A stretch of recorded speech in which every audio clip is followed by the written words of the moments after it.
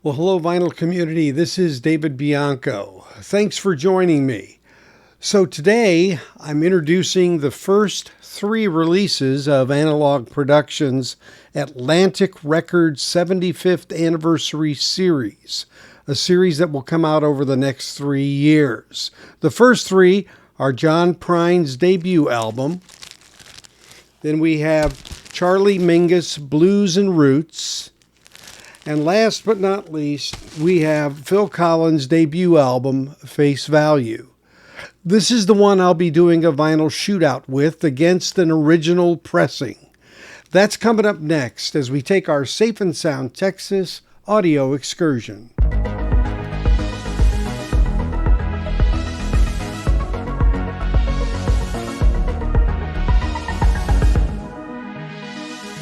So this is a big series coming out from Analog Productions over the next 3 years.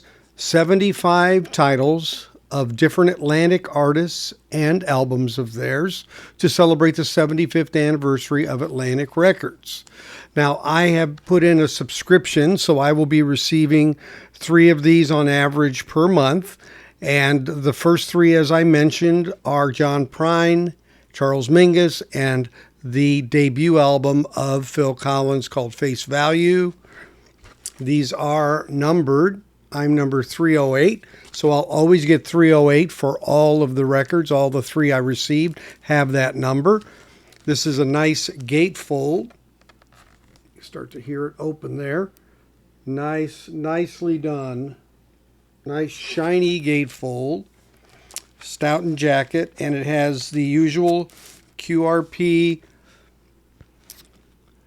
inner sleeve and some promo material, of course, for their other titles that they sell in here as well.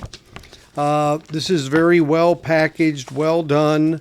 The LPs are hefty. I haven't weighed them, but I'm sure they're at least 180 grams. And so again, it's a 2x45. So in this case of this album, it has 12 tracks. So they're evenly split, 3 songs per side to come up with the 12 tracks. And I'm going to be talking specifically as it relates to a few of the songs on the impact that I think that spreading out of these songs has had on the sonics of the actual tracks. So this album was released on February 13th, 1981. And ironically, that's just one day before Valentine's Day. And the reason Phil wrote these songs was not to make an album. No, it was the way he was dealing with his divorce. His wife had left him for another man, and so these songs were in fact his way of dealing with it. But when he played these demos for the Atlantic owner at the time, Ahmet Ertegun, the same gentleman who, by the way, his daughter was the one who had the skipping of Led Zeppelin II because of the hot mix of Robert Ludwig. Well, when he heard these songs, he said, these are good enough to put on an album on their own. And so that is how Face Value came to be. As a matter of fact, the photo that's on there was actually done to kind of show the pain that he was in at the time. And that was really the message that he was trying to send across to everyone who might listen to it. Well, as I got prepared to do this shootout, knowing the records were being released by Analog Productions, I went to go grab my original copy to listen to it so I could get a little bit prepared. Well, guess what? I couldn't find it, and I still haven't found it. So I put out a call into the vinyl community, especially here in the Dallas-Fort Worth area where I live, to see if I could borrow a copy. And a good friend in Allen, Texas, named Alan, hit me up and said, sure, you can borrow my personal copy. And so that is what I'm using for this. So shout out to you, Alan. Thanks for helping out. You know, when you have all these records, sometimes things get misplaced. It happens. And again, I'm not sure where that one's at. I hope it didn't get borrowed by a friend, as we say in the vinyl community. Anyway, back to this. What I was able to get was a great copy. It's a George Piros mastered copy.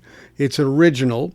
and it was actually pressed at Europa Disc, which is not in Europe. It was in New York City, and it is the one that has the oval EDP logo on it. And originally that facility was just a plating facility, started in 1977, and then it evolved into a manufacturing facility. And then they were actually one of the first plants to start importing what was called Teledeck vinyl compound, which was used for more audiophile records starting in April of 81. Well, Face Value came out in February of 81, so they didn't have the use of that compound for this particular record. But this particular plant was involved with some business in Sweden as well, and this plant was relegated to only press 12-inch records. Obviously, it's an obsolete plant these days, but I'm always interested to go back and look at where these have come from. So this is the OG or original that I'm using and doing the shootout against, the Analog Productions AP 2x45 RPM remaster. The Analog Productions 2LP 45 RPM was mastered by Chris Bellman at Bernie Grundman Mastering Studios and cut to a lacquer from a 1/4-inch EQ'd Dolby tape copy of the original master tape. So that's the background of the mastering chain for this particular reissue. And it's a good reissue in the sense that it uses the best copy available, and we're using a high quality mastering engineer in Chris Bellman. And we have in fact learned over time, mastering engineers make a huge difference. And honestly, for my money, Chris Bellman is one of the better ones in the rock pop area. He seems to really have a good feel for how things need to sound in that space. Now, the original that I borrowed, was mastered by George Piros, as I said, who was a well-known mastering engineer. So, two titans of the day, so to speak, is what we have here. So, the first thing I tend to do is try to volume match the two records that are involved. And what I found was that the Analog Productions was about 1 dB louder than the original. So I had to make an adjustment to bring them together. Now I have two turntables with the same cartridge, and they in fact are side by side, and when I play something, I play them side by side, and I have an A-B switch to go between them. So I'm listening in real time to the difference in the song in the same areas of the song. So that depletes the issue of memory and remembering how it sounded and then flipping the record to another one and then having to re-listen and recall the differences between the two. And that's pretty helpful because you can really pick up some subtleties at that point. The first thing I do beyond the volume match is I start to listen to how quiet the vinyl is. This becomes very important in general terms, but in this particular album, there were some songs that really needed a quieter vinyl, and they benefited from it. And so overall, as is usually the case, the original was noisier than the new Analog Productions 2x45 out of Quality Records pressing plant. And so I've got to say, basically in rating them, I would say that the QRP Analog Productions version, both discs rate about a 9.5 out of 10 in quietness. Darn near dead quiet. The OG rated about a 7. So it obviously had some surface noise. It's an older record. We had the issue in the 70s of the oil crisis, and there was a lot of recycled vinyl used. And by the time the 80s came around, maybe there was a little less of it, but I would say that the vinyl wasn't pure, that's for sure. And we know very well that that can, in fact, impact what you're hearing. So again, I rated the new Analog Productions release at about a 9.5 of quietness out of 10, and the original at about a 7 out of 10.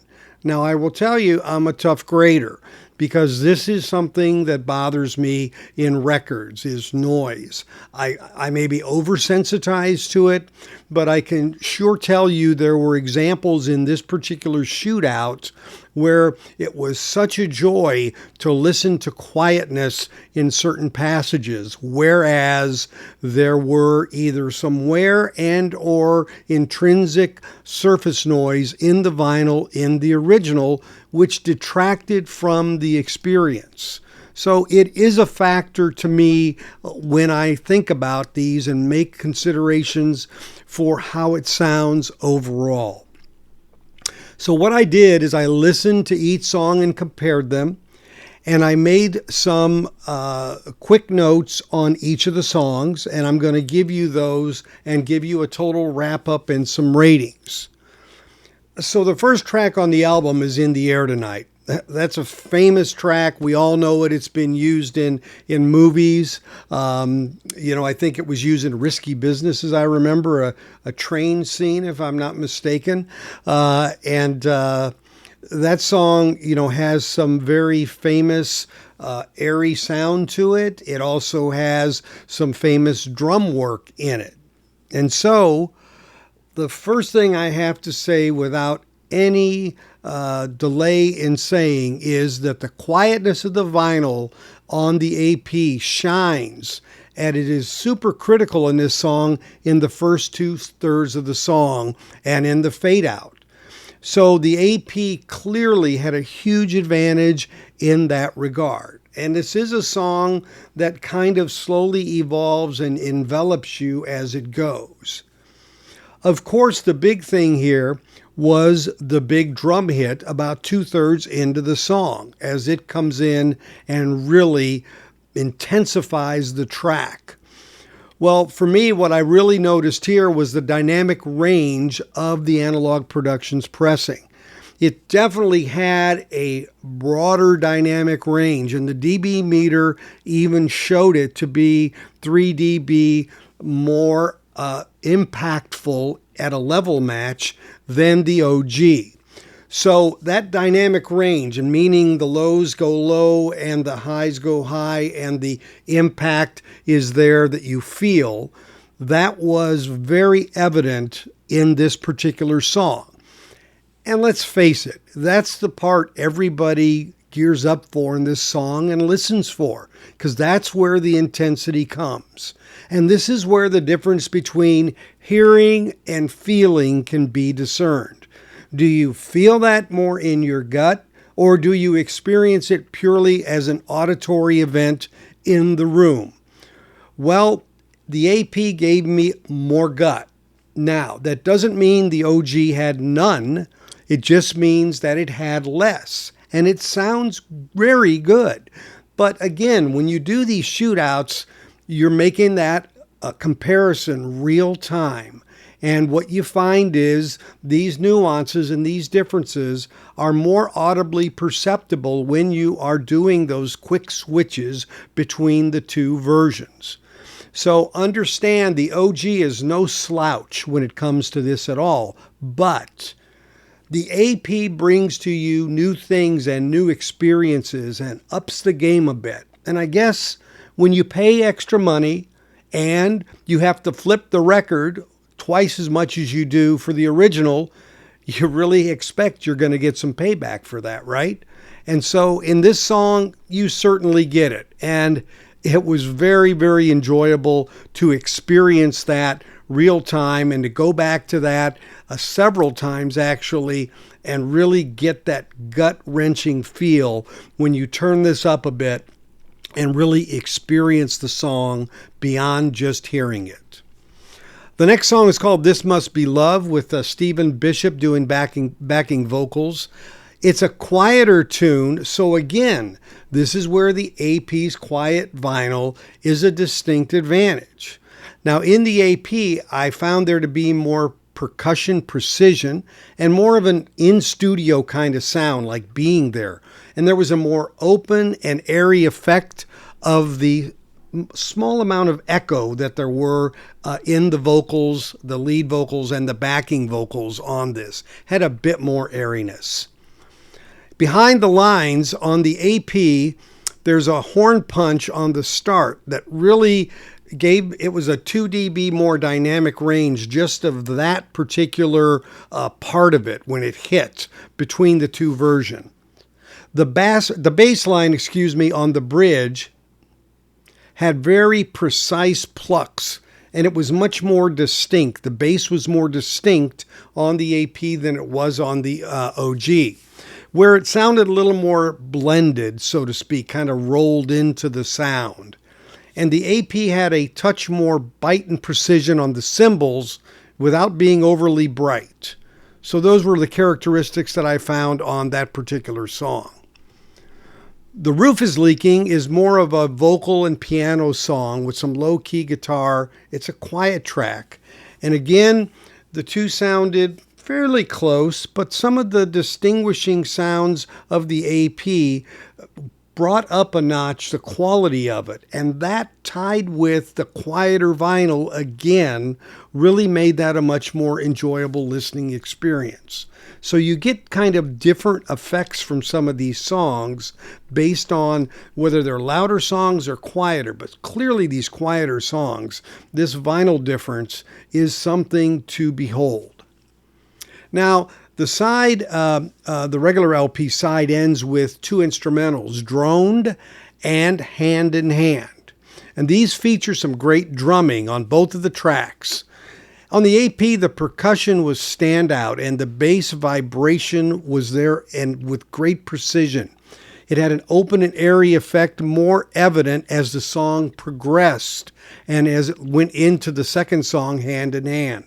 Now on this one, the segregation of the instruments was much more accurate on the AP. There's a lot going on in these songs and a lot more instruments involved.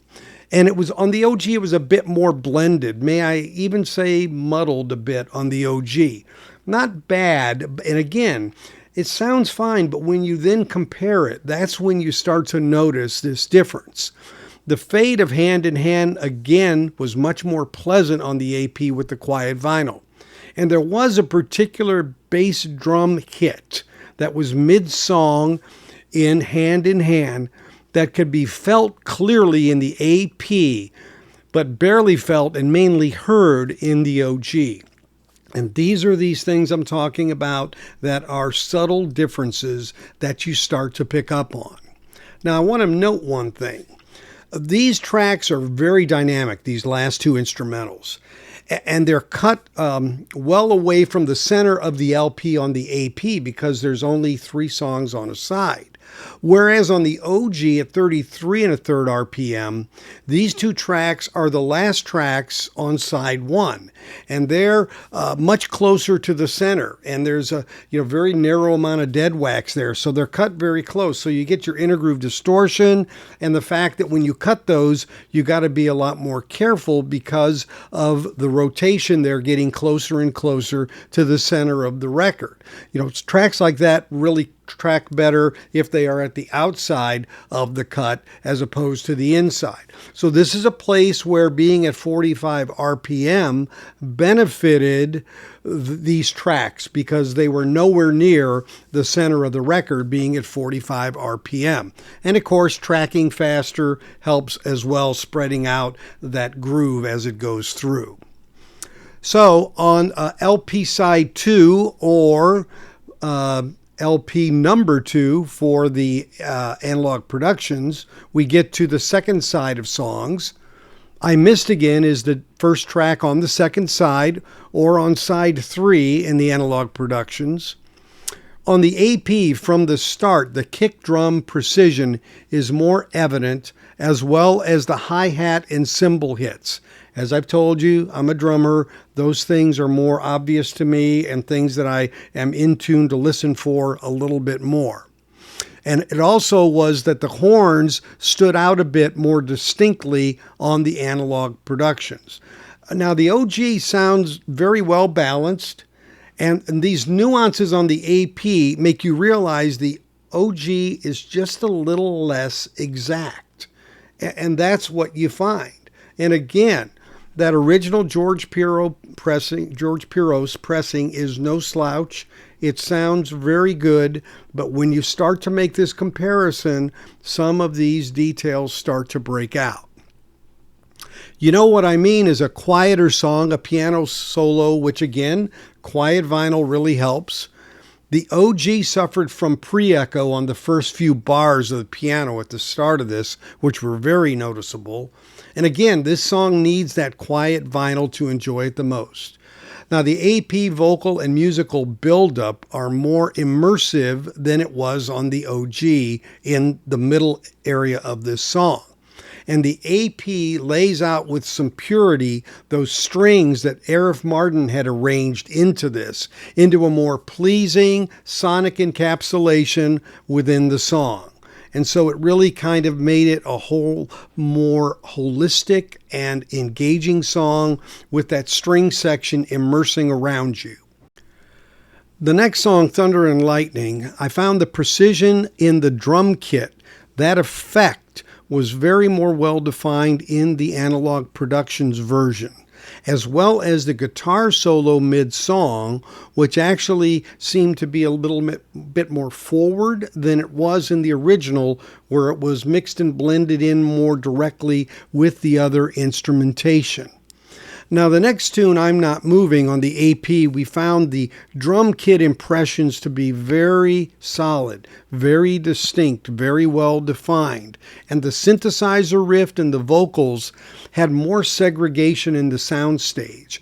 They didn't have a lot going on in this song, actually, but what was there seemed a little more distinct in the way it sounded, where you could really have those parts and pick them out more than the OG, where they were just a bit more pressed together, so to speak.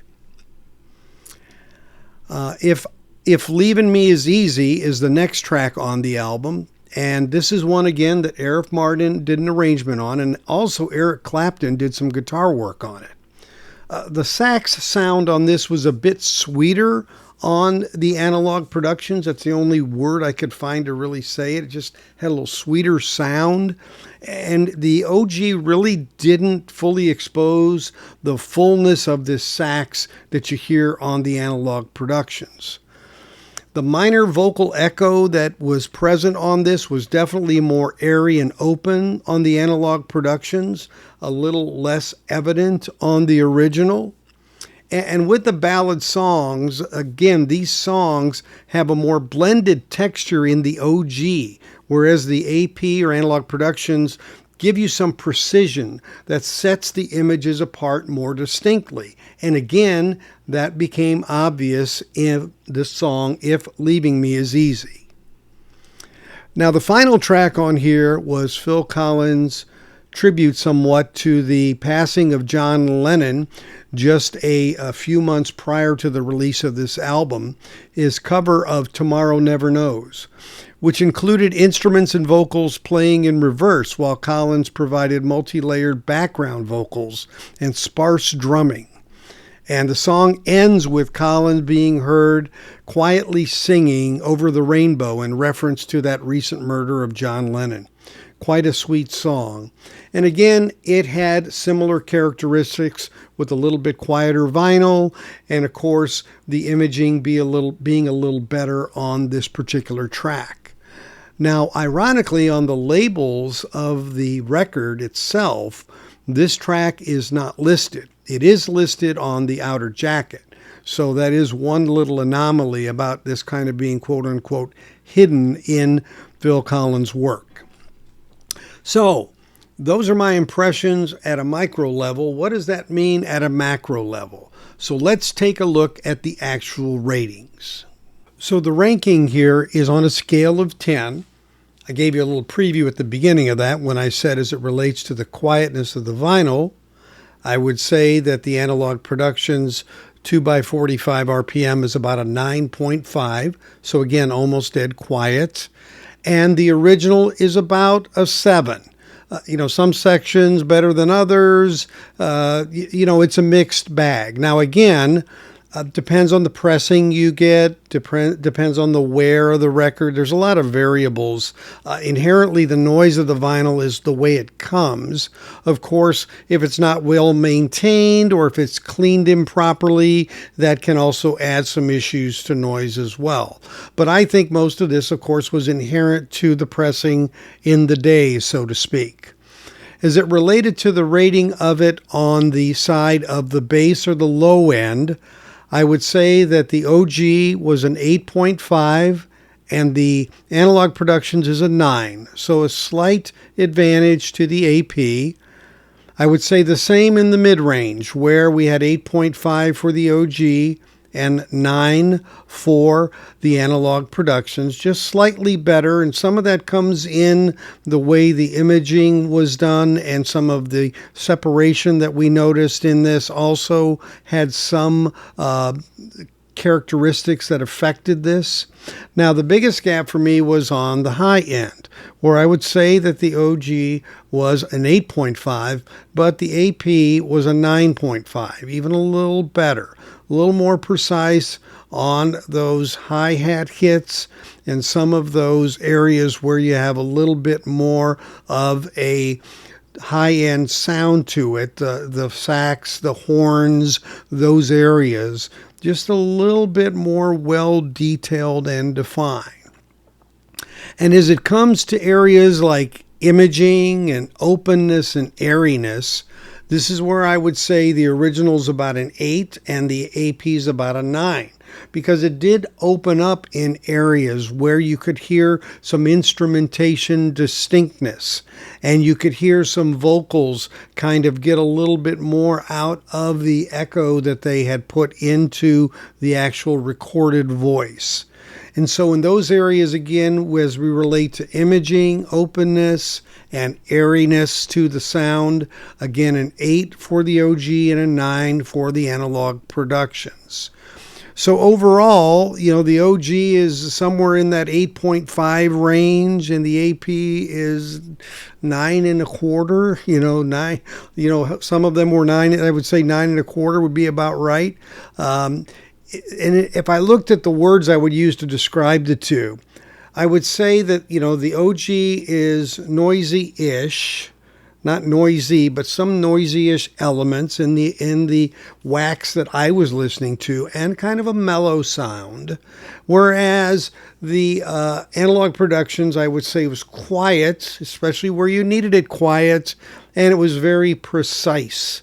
And so those are the ways that I heard the difference between these two records with these old ears on my system in my room. Results may vary, as we always say, but I think this is a great effort by Analog Productions. The pressing is very quiet. QRP did a great job, very flat. So I'm very satisfied with the quality of the vinyl and the outcome of it delivering a clean, quiet sound to my system. And the material, I think the remastering did help in some areas where it gave a better overall sound and impact to me than the original had. And I guess at the end of the day, that's really what you want. Now, if you don't like flipping records and you want a 33, the OG is perfectly good. I would say get a good clean copy. Get the best kind of copy you can. Will it cost you maybe $30? Yeah, which is cheaper, obviously, than the Analog Productions. But again, the AP definitely, I think, is a fairly definitive version, and I'm really glad that I got it. And I guess that's what we look for. Are we saying that we think our money was well spent? So kudos to Chad and the team and everybody who's involved in doing this. Chris Bellman, the people at Atlantic. I mean, there's a lot of things that happen to make this go on. One of the funny things I noticed recently, I was at a record show recently. I was at a store in Houston, and I saw, for example, the John Prine album. which was reissued here. I'm not reviewing it now, but this is John Prine's original first release he did, and this is the AP reissue of that. I don't have any other versions of this to compare to, but I did see a version of that, and I honestly don't know if it was an OG or a reissue, but it was clearly one from the era when it came out, and it was $40. Okay, now it was clean. Okay, great. But $40, there you go. So right out of the box, you had a $40 record that might have some noise to it, might have a scratch to it. Who knows? Might have a little warp to it. Didn't really put it on a turntable, but all those variables, that you take into account. And here you have a product that's, closer to $60, right? And it is one that is brand new. It's done with the best mastering and the best care. And so, is the delta that huge? Again, this argument that you're just going to go and pick something up in a dollar bin that is going to be a high quality retrieval is a rare, rare thing. Now, you may find a version, but what condition is it in? Right? So you have to look at it and say, is that what I really want? Is that the risk that I want to take? Now, again, if these aren't records that you really want to listen to, then you decide what you want to pay and what kind of quality is worth your money. And that's fine. My reason for getting these is not that I'm going to really listen to all of these, because honestly, some of these genres aren't in my wheelhouse. But I really thought it would be nice to have a set that is together and complete, and to support this effort that is being made by a major record label and a reissue label to come together and try to bring a set of records together for us to enjoy over time.